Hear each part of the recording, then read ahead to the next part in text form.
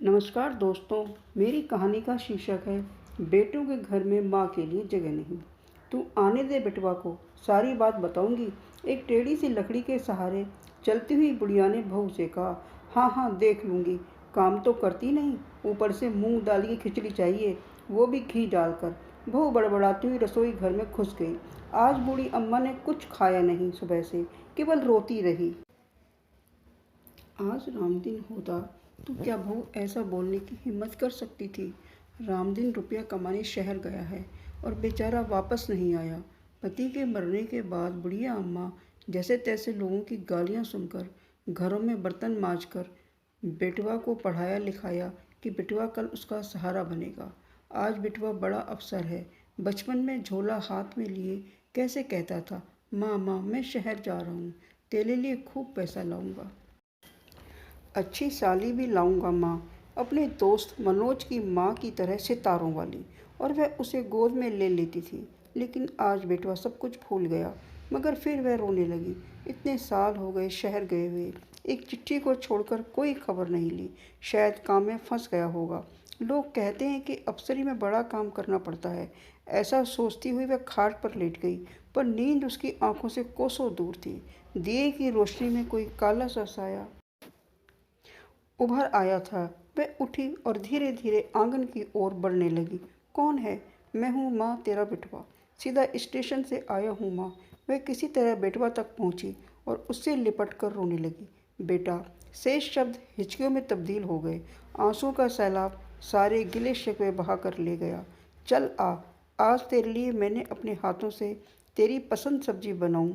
मैंने भी सुबह से कुछ नहीं खाया है, आज तुझे अपने हाथों से खाना खिलाऊंगी। वह उसका हाथ पकड़ रसोई की ओर ले जाने लगी। मैं स्टेशन से खा पी कर आया हूँ माँ, तू चिंता मत कर। रात बहुत हो गई है, अब सो जा। वह हाथ छुड़ाकर अपने कमरे की ओर बढ़ गया। सुबह बिटवा बहू को हाथ में सूटकेस लिए अपनी ओर आते देखकर वह हतप्रभ रह गई। बेटवा, इतना सुबह कहाँ जा रहा है? कुछ नहीं माँ, मैं वापस शहर जा रहा हूँ। एक मिनट की फुर्सत नहीं है। दफ्तर की सारी जिम्मेदारी तेरे बेटवा पर ही है। फिर कुछ सोच कर वह बोला, तुझे तो पता ही है माँ कि बाहर का खाना मुझे हजम नहीं होता, इसलिए तेरी बहू को भी साथ ले जा रहा हूँ। वह माँ के पैरों को हाथ लगाते हुए बोला, जुग जुग जियो मेरे लाल। पर बेटवा, बुढ़िया अम्मा ने कुछ कहना चाहा पर कह ना सकी, अपने आंसुओं को रोक न सकी। आंचल का छोर मुंह में खोंस लिया। तो चिंता ना कर माँ, यह मेरा फ़ोन नंबर रख ले। जब कोई समस्या हो तुरंत फ़ोन कर लेना, मैं फ़ौरन चला आऊँगा।